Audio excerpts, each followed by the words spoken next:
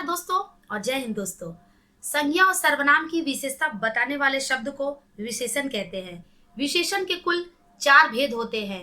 विशेषण के सभी भेदों को अच्छी तरह से समझने के लिए मेरे वीडियो को अंत तक जरूर देखिएगा। वीडियो पसंद आने पर लाइक और सब्सक्राइब जरूर करिएगा। तो चलिए अपनी कक्षा में पढ़ते हैं। विशेषण के कुल 4 भेदों के नाम। नंबर 1 गुणवाचक विशेषण, परिमाणवाचक विशेषण, संख्यावाचक विशेषण और सार्वनामिक विशेषण।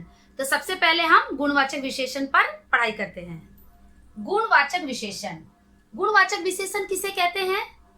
जिस विशेषण शब्द से संज्ञा या सर्वनाम के गुण, दोष, रंग, आकार, अवस्था आदि का बोध होता है उसे गुणवाचक विशेषण कहते हैं। गुणवाचक विशेषण क्या है? किसी भी विशेषण शब्द से किसी संज्ञा या सर्वनाम के गुण का पता चलता है, दोष का, रंग, आकार या फिर अवस्था का हमें बोध होता है या हमें जानकारी मिलती है, तो उसे हम गुणवाचक विशेषण कहते हैं। जैसे मान लीजिए अच्छा, बुरा, सच्चा, झूठा, सुंदर, कुरूप, लाल, पीला, हरा, नीला, लंबा, चौड़ा, दुबला, पतला, नया, पुराना आदि।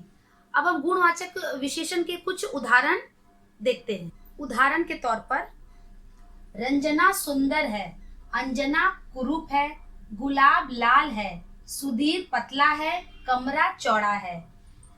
आप सभी देख रहे हैं कि ये सभी जो रेखांकित शब्द है, सुंदर, कुरूप, लाल, पतला, चौड़ा, ये सभी क्या हमें बोध करा रहे हैं? गुण, दोष, रंग, अवस्था और आकार का बोध करा रहे हैं। इसीलिए ये क्या है? गुणवाचक विशेषण है। नंबर 2 परिमाणवाचक विशेषण। परिमाणवाचक विशेषण जिस विशेषण से किसी वस्तु की नाप या तौल का बोध हो उसे परिमाणवाचक विशेषण कहते हैं।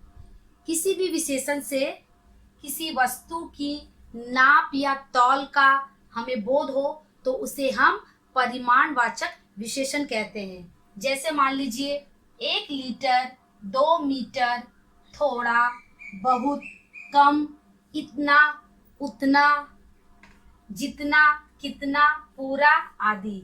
ये सभी क्या है? परिमाणवाचक विशेषण के उदाहरण है। उदाहरण के तौर पर 1 लीटर दूध दीजिए। 1 लीटर मतलब निश्चित परिमाण। थोड़ा दूध दीजिए मतलब अनिश्चित परिमाण। अगर हम किसी व्यक्ति से कहेंगे कि 1 लीटर दूध दीजिए तो वह व्यक्ति हमें एक निश्चित परिमाण में दूध देगा। लेकिन अगर हम कहेंगे कि थोड़ा दूध दीजिए तब वह नहीं जान पाएगा कि दूध हमें कितना देना है, थोड़ा, कम, ज्यादा, ये समझ में नहीं पा रहा है। इस सिचुएशन में हमें अनिश्चित परिमाण यहाँ पर होगा। तो परिमाणवाचक विशेषण के यहाँ पर 2 भेद होते हैं। एक निश्चित परिमाणवाचक विशेषण और दूसरा अनिश्चित परिमाणवाचक विशेषण।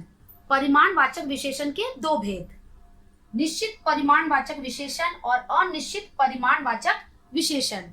निश्चित परिमाणवाचक विशेषण जैसे 3 लीटर दूध, 1 किलो चीनी।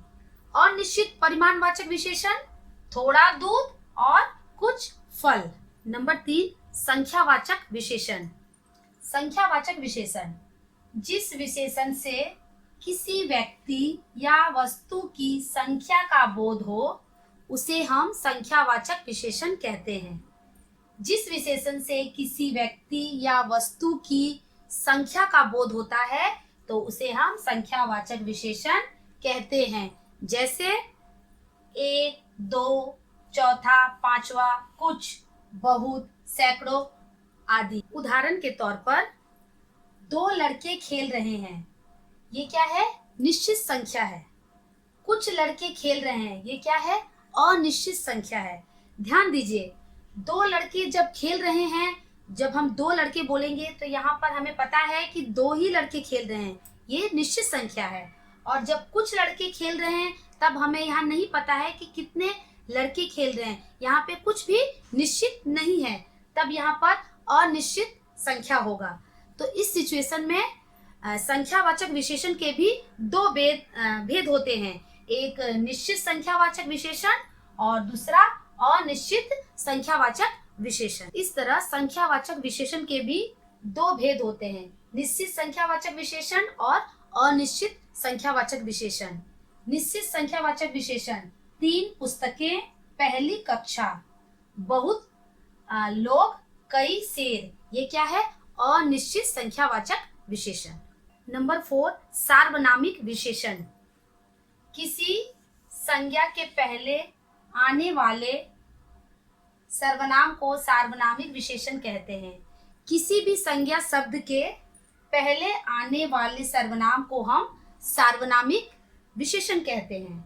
या फिर हम कह सकते हैं जो सर्वनाम विशेषण के रूप में प्रयोग किए जाते हैं, जो सर्वनाम विशेषण के रूप में प्रयोग किए जाते हैं, उन्हें सार्वनामिक विशेषण कहते हैं। जैसे यह, वह, कौन, क्या, कोई आदि, ये सभी सर्वनाम हैं, लेकिन इनका प्रयोग विशेषण के रूप में किया जाता है। उदाहरण के तौर पर, यह देखो, यह किताब देखो। पहले वाक्य में यह देखो, देखो क्या है? क्रिया है, और क्रिया के पहले क्या आया है? यह। तो क्रिया के पहले जब भी सर्वनाम आएगा तो क्या हो जाएगा? वो सर्वनाम हुआ।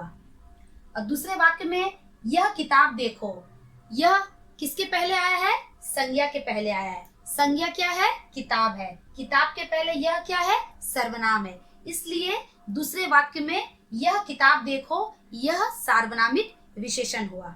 सार्वनामिक विशेषण के कुछ और उदाहरण देखते हैं।